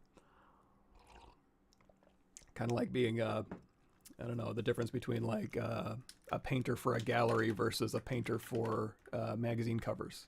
You know, it's like if you're painting and your hours are important to get paid and put food on the table, you're going to use whatever means necessary to get that done fast and effectively. And you're going to start with a base body. Plus, base bodies are awesome for lowering that barrier to entry. Yes, I could probably, with 6 to 8 months of setup and blood, sweat, and tears, go in and figure out, okay, I'm going to go into Maya, I'm going to set up my left and right shapes, I'm going to go in and do all my blend shapes, I'm going to set up all my set-driven keys so that when this blend shape happens, it pulls in this normal map and that goes here, and I could set up my own system. Of course, it would probably break a lot. It probably wouldn't be that robust. It certainly wouldn't be this fast. I'd have to do everything manually. I'd have 10,000 files, all handmade, hand-named, etc., to go in and achieve what I did in 90 minutes during a live stream doing this type of thing, right? Oof. No, thank you. Not for me. I like tools that lower the barrier to entry. Granted, there's nothing wrong with knowing how to do all that stuff. It's admirable, but it's a little unapproachable, right? Okay, so we got the eye closed. I think we've done BMG on this side here, and then we'll go over here to jaw open. We'll see how this jaw open goes. Yes, this is live. Okay, so here's his mouth open. I think it'll work. Oh, another thing you can do is you can turn on update eyes, teeth, and tongue for this pose. I can, you know what? I can adjust that with morphs later, but on this jaw open, I actually do want to go in here and pull that in slightly. Okay, so back here, again, BMG. I do want to allow the stone a little movement over here just because I know the jaw is going to have to kind of move into place, but I just don't want a ton of movement back here. And I don't know why I'm nitpicking what part of the stone moves. It's not like it really matters. Brow drop. Can you output a control rig after setting up blend shapes in CC? There is an export option down here. Export OBJs for your wrinkle sets and your expressions. I don't know that they have a control rig available off the top of my head. I'd have to look up that. BMG. What are we at? Browse drop. And again, while you're doing all these expressions, obviously feel free to go in here and, you know, fine tune these wrinkles and stuff. It's all super powerful. It's super easy to do. Doing it traditionally as part of a character system is not so easy to do. And here it is. So I'd say take full advantage of it if you can. Nose sneer. I know this is like the super boring part. So here's the nose sneer expression wrinkles built in. And again, we'll get rid of it on the stone side, and then maybe we'll go in and enhance it on the face side here. And like, again, it will bake out your Polypaint. So any nuanced Polypaint you want to put in there, like I said, blood pooling, AO, all the stuff we did in the vampire live stream. And again, I'll have more videos on that. I'm literally making them as we speak. So we'll go back in here to our standard brush. We'll turn off this alpha RGB intensity up.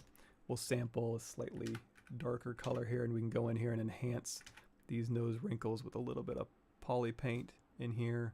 And like I said, and these are all generic wrinkles too. These are all just pulled from their default shapes. You can bring in, they have their own actors pulled from scan data that you can borrow their wrinkles from. That's what we did in our live stream. You can make your own from reference. Like you saw my face in that video. I showed you all of that, right? This video. I took 4K video of my face for all these expressions and then did them and then put them all so they're all stacked next to each other, and I just use that as reference.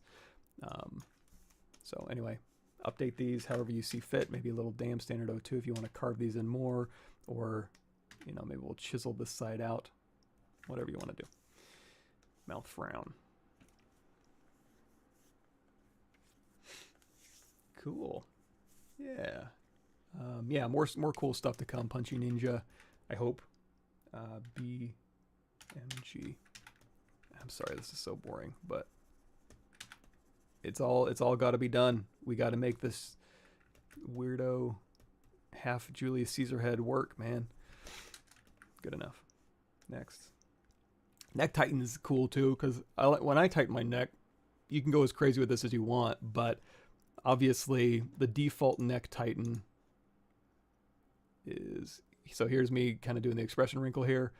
On the neck itself, it's just a very slight, you see my platysma is like going nuts. So you can literally, like, whatever that neck tighten shape is, just go through here and sculpt it.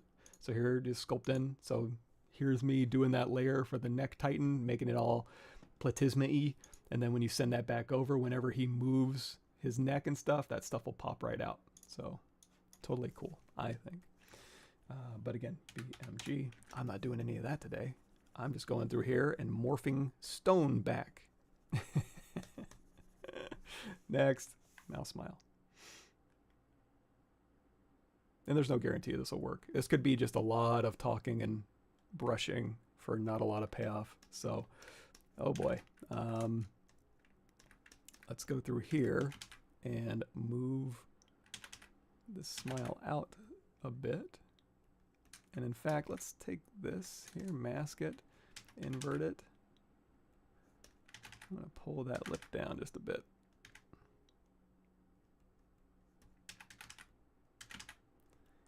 Smile is one of those too, where if you want to get a very specific smile in, you know, obviously go in and make it.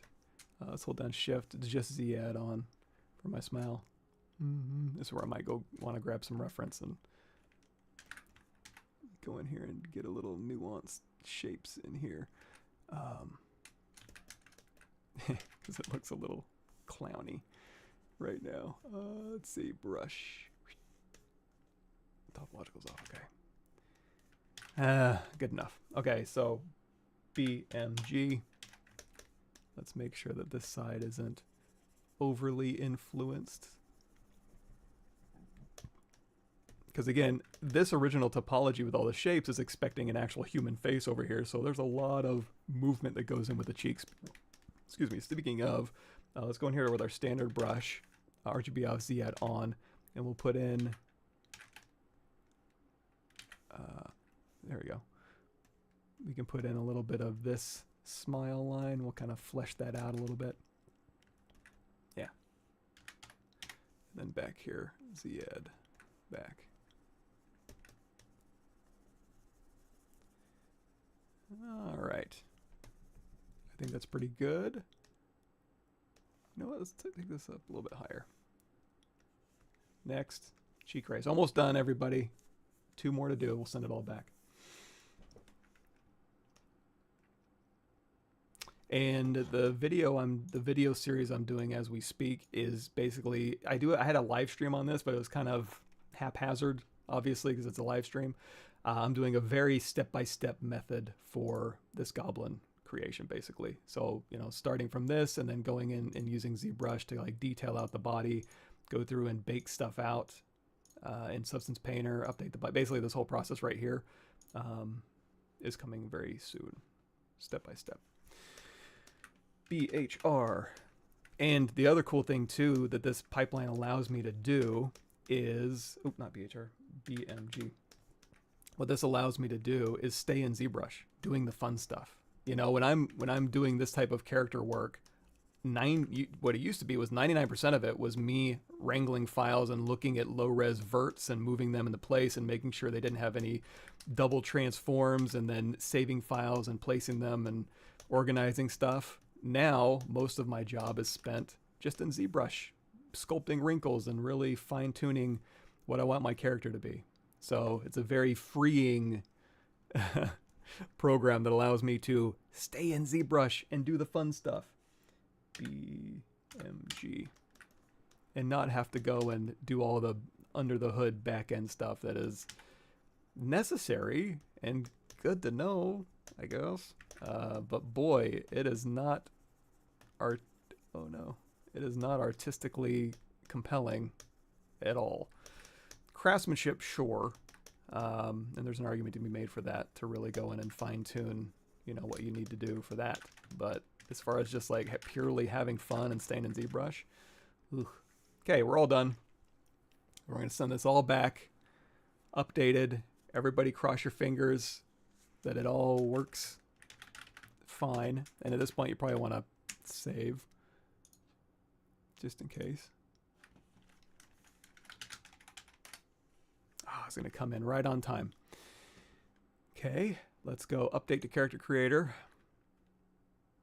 So all of our Polypaint for our expressions, all of our wrinkle update, all the sculpting updates we did is all going to go back to character creator. It's going to bake out all of our, so we did a base update. We updated the base mesh and the diffuse. 2048 is fine. We did the head, teeth, tongue, and eye. We did wrinkle with diffuse updates. We're not going to generalize them. 2048 is fine. We did all of the expressions. Update. We'll send it all back. And that's it. We are done. Hour and 44 minutes. Now, like I said, getting the rest of that base to work might be a little tricky. That's kind of what we did here. So again, this whole bottom, everything except for his little face up there at the top is all just basically it's a clothing piece technically, because I transferred the skin weights, but it's basically just an accessory around his face. So all the work we did is just projecting all this back, same thing, updating here. And then you can see the wrinkles I took from Kevin. There we go. So now he just has a head with all the expression wrinkles, and then I moved this into place, and this is just weighted to spine 2 and head. So while his head moves, that'll move around, and it looks like he's a statue sitting on, this, but all of this is separate, and the head is the only thing that's actually moving. And it's got all the expression wrinkles. You can go through here and move the eyes around and all that good stuff. And you can take it into iClone, and you can, capture your face and blah, blah, blah. Make it move around. And in fact, they just released, like literally yesterday, AccuFace. So this has AI facial mocap from live or recorded video that's like super fidelity. So I haven't played around with that yet. I'm excited to someday, once I'm a real character artist, I'll get into that. But for now, oops. Oh, this is still going.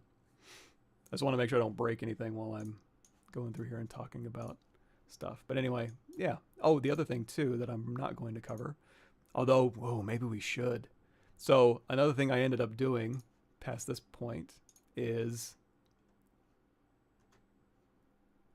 taking the statue and then converting it back to a human. So it's got his features. This is Prince Rupert's features and his mole and stuff, and we just threw on some hair. Let's try it. Going through here and just fine-tuning based on any historical reference you have, just going through here, putting his mole in, putting the bags of his eyes in. Again, I just had my photogrammetry statue as reference, but we turned him back into a human. So now he's ready to take his kids to boarding school. He looked a little older with his face wrinkles, so I put a little salt and pepper in his hair, and now you've got a Prince Rupert updated for the modern day. That was a really quick process. That was about 15 minutes. Okay. Let's head back in. We'll say update.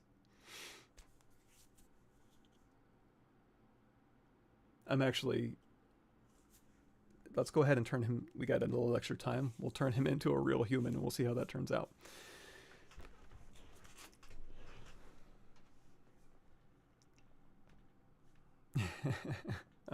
A half-head statue human. The hair, let's try it. I want a mustache, hair, sunglasses, polo shirt, skinny jeans. Oh, and the settings there too. It is going to blend the body texture with the head texture automatically. You can do a lot of skin texturing in here too, update skin gen and stuff like that. So again, mostly it was ZBrush. You know, I use this as kind of my under the hood back-end organizational system, but most of my work is actually having fun just sculpting in ZBrush. In this particular live stream, it wasn't a lot of fun work because it was mostly just utilitarian, making sure certain points don't move. But like I said, in these other live streams, you know, doing the goblin and doing the vampire and even the stylized head too, it's not just, oh, can you do hyperreal stuff? If you keep moving forward, here's a stylized head using the same topology. You can do all this chiseled, super stylized chiseled work, and like the Into the Spider-Verse ink lines, you can go into ZBrush. It's capturing all of that information. So if you go through here on your base and just draw on some ink lines, and then for every expression, go in and put in ink lines where those would show up, send that back over, and now when you move the expressions around, those ink lines will show up as the face is moving. So again, stylized, hyper-realistic, and heck, even in, I mean, we did a Mario, like, I don't have him on here, but like, we had a Mario dancing around. Okay. Now, I don't need to see the rest of his body, so I'm just going to go in here with the CC Base Plus material. I'm going to grab body, arm, leg, nails, eyelash, eye, and we're going to go down here and we're going to take this opacity down to nothing. And then for this eye specifically, it's got eye cornea right. I don't care about eye cornea left. We need to switch this from digital human eye. It has a ton of there's like digital human eye, digital human skin that have a ton of parameters. If you want to go through here and do like subsurface scattering, sclera, limbus, iris, eye textures, tons of advanced properties you can have. I don't need any of that because it's just a rock stone eyeball. So I'm hoping I can go up here and just say PBR. There we go. And then I need to go in here to roughness. Can I just make that gray? Yeah, that works. Okay. Moment of truth, everybody. Let's say it. Wrinkle check. Dramatic male. Oh, let's get some dramatic lighting in here too. Let's go in here to content, stage, Lightroom, maybe authority, because he's Julius Caesar. Oh, he's got boxers on still. We can turn those boxers off. He's got a little subsurface scattering in his ear. Oh, I forgot. We were going to basically just go in here and sculpt that and paint it to make it look like busted rock. That's all I was going to do. Okay. Ooh, creepy. Oh, also his tongue and teeth. We might need to move his teeth back a little bit. We can actually change that. Oh, a little. I have to go back in there and fix a little bit of his eye. I didn't quite morph it all the way down, but pretty close. Not too shabby for a live stream's worth of work here. And like I said, we can morph his teeth back. Oh, that's creepy. And also, you would basically need to go in here for him and say, okay, the eye we already did. So what are we looking for? Lower teeth, roughness, and then the upper teeth, roughness, because this is just pulling in from the defaults. And then, what else is in there? Tongue, roughness. I'm just pulling in default values. So Oh, another thing too, let's go in here to move. We'll say edit facial. And then we can go through here. We can try different expressions. So we want to make him happy. Again, all these shapes you can fine tune. We didn't spend any time in there. Let's make him angry. Yeah, his mouth is a little busted. But what else? Fear. Oh, that's not too bad. And then also while you're in here, let's go ahead and just reset to 0. Muscle. Then go through here and we can move his head around, although, you know, the weighting on the neck might be a little weird. So if I'm going to do like, you know, pose him out, also eyeballs. So we can go through here. We can say select the eyeballs, move the eyeballs around in a really creepy way. Go through here with the muscles. Let's say I want to drop, well, I guess he just has one side of his face. Lower and raise this over here. You can scrunch his nose up. Oops. Move his jaw around. Yeah, I guess that works reasonably well.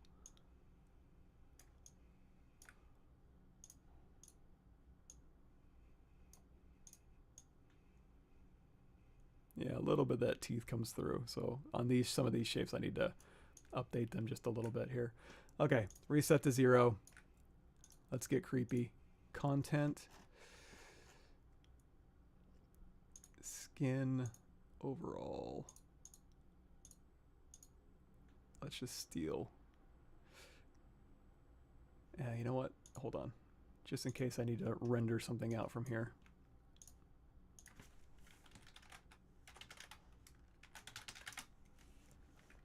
All right, everybody hold your breath. Ignore head diffuse. Wait, I want to ignore head normal. Ignore head diffuse. I don't think I want to ignore anything. I think I want to just really just untransfer everything and just steal from Kevin all his skin. Yes. Yes. We'll turn his boxers back on. All right. Let's go into... This is too stupid. Actor. Nope.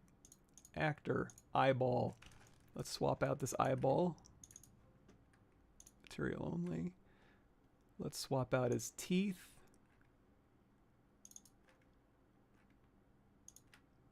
Material only. Let's go to hair. Let's see. Hair element. Hair. Hair group. Beard, eyebrows, hair. Yeah, let's give him a classic short. Yes. Okay. What else we need? We obviously need to go in here to clothing. Let's switch back real quick so we can see what we're doing. And then we'll switch back to our atmospheric. So defaults, CC4. Okay, so clothing. We'll give them a little shirt. Pair of pants. Maybe some shoes.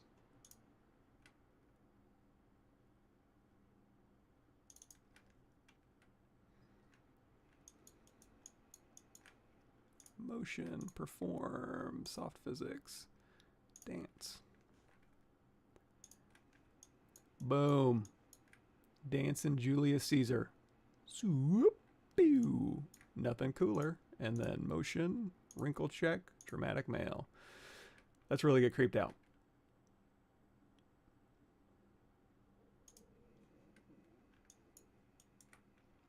Oh, all his expression. Oh, we need to swap his expression wrinkles, don't we?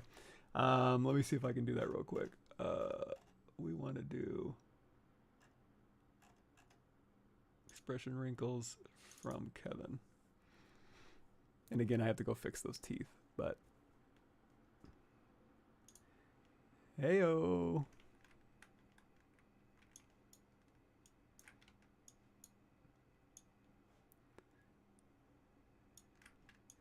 And on his neck gets a little thick there. One thing we can do is go in here. I'm just having fun. We're just filling time.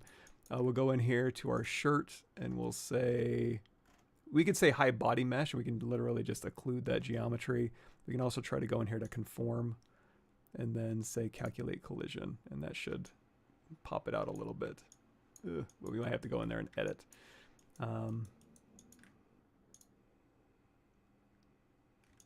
Yeah, some of these shapes don't quite work, but I don't know. Anyways, you know what? Just real quick. Let's go out of this motion, pose, a pose. This is where, if we go in here to edit facial, you know, we go back in here and say, you know, move the eyes around, tilt the head while we're moving the eyes around. And then just dial in your expressions here. And then modify them.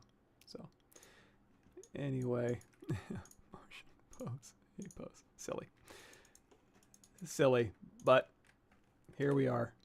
All the way back to our original Julius Caesar photogrammetry head, pulled from our point cloud data from our crappy pictures we took years ago. So we'll head out.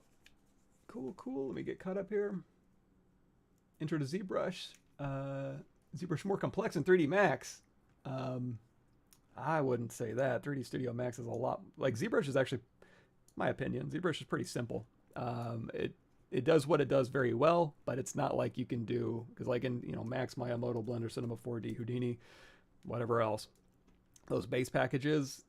I mean, if you're only using 3D Studio Max for like box modeling, then yes, 3D Studio Max is a simple tool. But if you're using it for its entire suite of capabilities, then it's a very, very complex tool. Much more complex than ZBrush, but it kind of depends on what you're using it for. Speaking of, just to remind everyone, intro to ZBrush here on my ArtStation page. You can go here and you can see all these bent down corners of the intro or the what's new. So you can watch this and then go through all the what's new and get caught up from ZBrush 4R8 all the way to present day. So I'll put that here, as well as, and this is also for live streams. If you see anything in here that's like, hey, how'd you make the baseball head? How'd you make this garbage pail kid? Just click on here and you can go down and watch the live streams. Live stream 1, live stream 2. Any of this. Here's the character creator posing. If you want to take just a ZBrush model that you've already done, here's everybody's favorite demo soldier. This will walk you through the process of going through and rigging the demo soldier and getting him to dance around eventually. And also storing and saving poses. Jeez, did I really? There we go. Yeah, so demo soldier, go in through here and you can send poses back and forth, store them to layers with the pose tools plugin. Here's just an arbitrary ZBrush model I did for the ArtStation Intro to ZBrush series. If you're on ArtStation Learning, it's on there. You can watch that series. So just taking that model and going through and animating it, adjusting the pose, converting those to layers, sending it over to, whatever renderer you want, going through and, modifying it, and then just doing a render. And then also cloth. So here's again another old ZBrush from my live stream. We actually live streamed the making of this avatar Aang, and then going in here and setting him up, rigging him, putting in capsules, cloth simulation, weight map creation, and then going and animating him, and then sending that pose back with pose tools into ZBrush and updating our mesh, etc., and then 3D printing that stuff out. In fact, the 3D printing stuff, I think we did here. Oh, there's the Mario, the super stylized Mario. Then he's, this is the 3D print stuff, I think. Yeah, so here's me, using this to kind of move and pose, going there and 3D printing it, and then having the final result. There we go. So I still need to print out the troll, but we have a print of that goblin character. I have not tried their new facial capture plugin. It just came out like yesterday, but soon. I was in your workshop at the summit. I know your minds are blown. Yeah, so we kind of touched the surface. Thank you for taking that workshop, by the way. We kind of went through, the body, the goblin body, and that's about as far as we went. But like, yeah, keep your eye on my YouTube channel. We'll have even more cool stuff. And again, most of the work's done in ZBrush. You know, that's my favorite part, is I get to have fun sculpting more than anything else. Cool. Thanks, everybody. This is Julius Caesar, I believe. And in fact, before we head out, let me just verify that. I don't want to give you misinformation after all this. Recording London Photogrammetry. So I have Athenian Bearded Man, Julius Caesar Half-Head, Oliver Cromwell Death Mask, and of course Prince Rupert. And I think I've got this here. Marble head from a statue, probably Julius Caesar. Head has been burnt and badly damaged. The proper right side and back of the head is missing. Oh yeah, I could have come in here and looked and seen what the actual back of the head looks like. I guess I wasn't missing much. That's about what we came up with, right? So there it is. There's him. There's him. And finally, there's him. All ready to paint the town red. Spend a night in the town. Cool. Thanks, everybody.